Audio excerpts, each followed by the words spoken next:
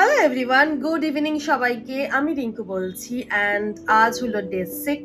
নিজেকে চ্যালেঞ্জ করেছি 90 দিন কনসিস্টেন্টলি ভিডিও আপলোড করব। তো আমি আমার কনসিস্টেন্সি আমি চেক করতে চাই। ওকে, মেন কথায় চলে আসি। আমি 3টে বই কিনেছি।